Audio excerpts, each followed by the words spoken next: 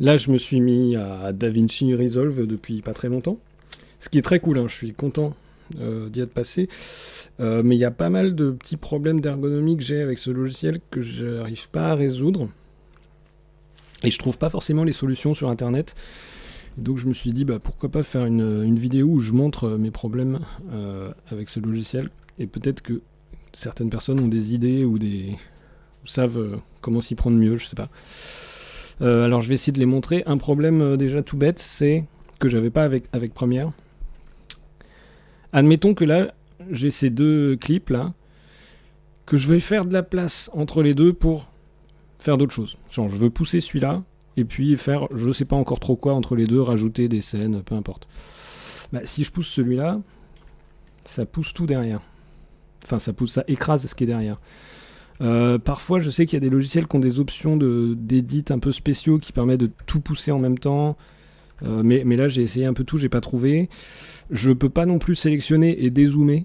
Sinon je ferais bien sélection, dézoom et sélectionner tout jusqu'au bout, mais je peux pas, donc je suis obligé de garder ce niveau de zoom et tout sélectionner à la main juste pour pousser tout, et c'est pas terrible.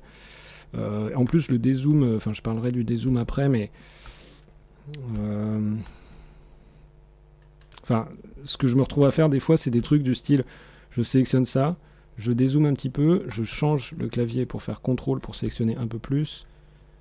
En plus le dézoom il est complètement erratique, là ça dézoome d'un seul coup, donc il faut sélectionner bien le bon pixel là, en espérant que j'ai pas loupé un clip là. Et là, une fois que j'ai tout sélectionné, je peux tout pousser.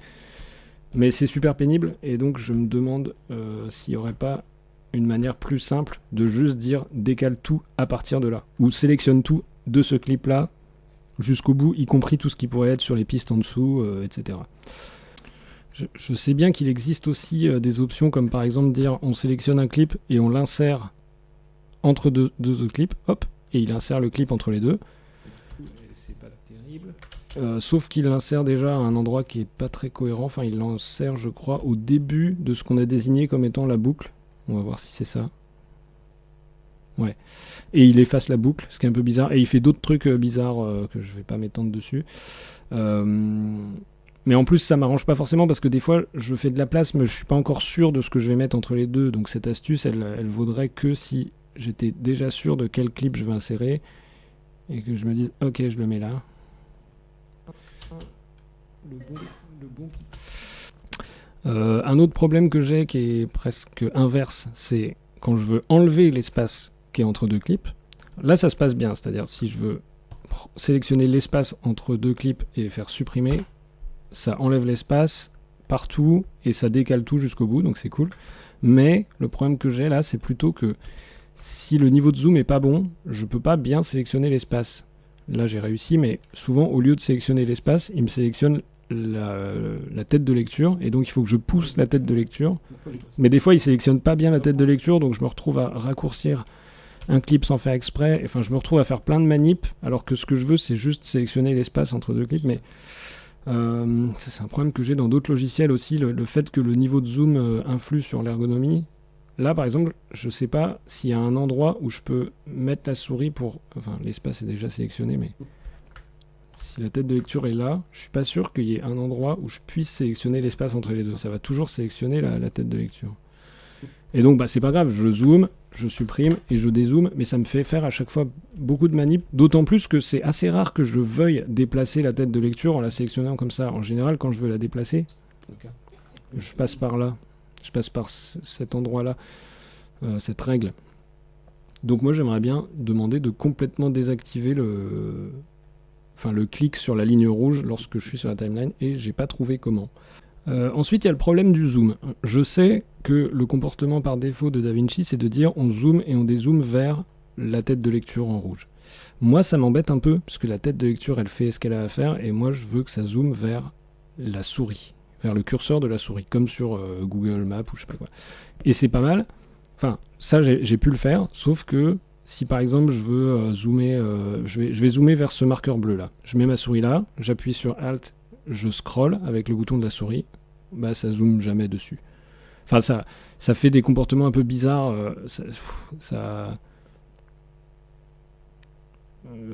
c'est difficile d'expliquer. Je comprends ce qui se passe, mais c'est dû aux bordures, c'est dû au niveau de zoom, c'est dû aux bordures de l'espace de travail, etc. Mais disons qu'il va zoomer d'une façon qui fait que le curseur de la souris se retrouve souvent à un autre endroit que là vers lequel il était pointé, et ça va rarement aller là où on va. Donc il faut souvent que je corrige le tir pendant que je zoome et que je dézoome. Là, par exemple, je mets le curseur de ma souris sur la ligne rouge. Si je fais des zooms et des dézooms, je m'attendrais à ce que ça ne fasse que zoomer et dézoomer sur cette ligne rouge. Or, ça va faire Enfin, je vais très vite me retrouver ailleurs, alors que j'ai pas bougé la souris de place, j'ai juste zoomé et dézoomé. Ouais, bon, ça c'est... la solution que j'ai à ça, c'est de uniquement utiliser cette chose-là. Mais ça ne fait un zoom que vers la ligne rouge. Et c'est quand même moins pratique. J'ai l'impression qu'il y a quelque chose qui va pas à ce niveau-là. Et autre chose, j'ai l'impression qu'il doit y avoir moyen quelque part dans les settings de manipuler ça, c'est quand je suis proche d'un clip, il faut vraiment faire beaucoup de mouvements de scroll avec la souris pour zoomer jusqu'au maximum. Là, à ce niveau de zoom-là, faut vraiment, je fais clac, clac, clac, clac, clac, clac. Là, je fais plein de petits clacs. Par contre, quand j'arrive au niveau de zoom dézoomer au maximum, là, c'est immédiat. Regardez, par exemple, là, je fais plein de petits mouvements pour zoomer. Et là, je fais autant de mouvements.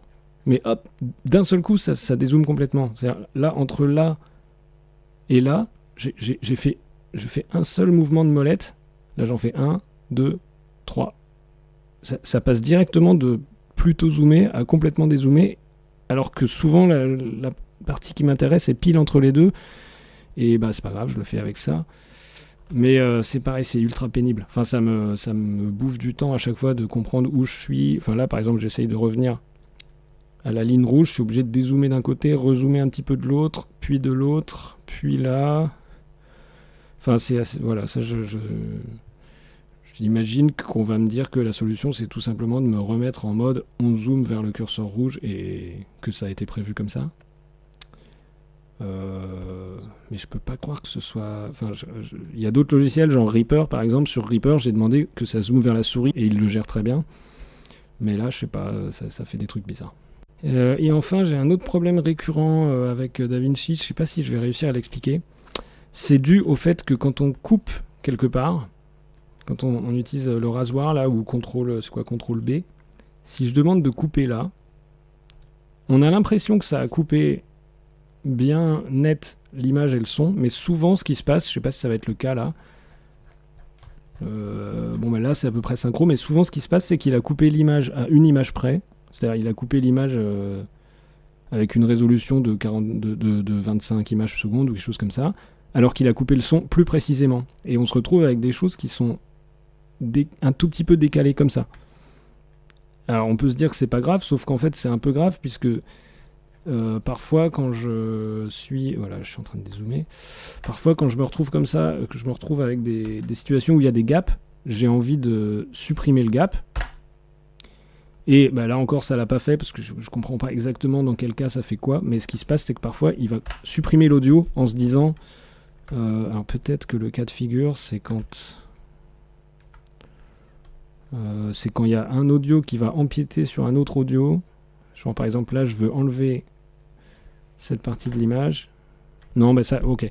Je réussirai pas à reproduire le cas de figure qui me pose problème, mais souvent, à cause de micro-décalages comme ça, qui sont quasiment invisibles quand on a dézoomé, ça fait des situations où les edits font complètement disparaître certains clips, et parfois d'une façon vraiment on le voit pas quoi. Des fois c'est même hors champ, il y a des clips qui disparaissent et je m'en rends compte beaucoup plus tard. Je me dis lui il a plus d'audio.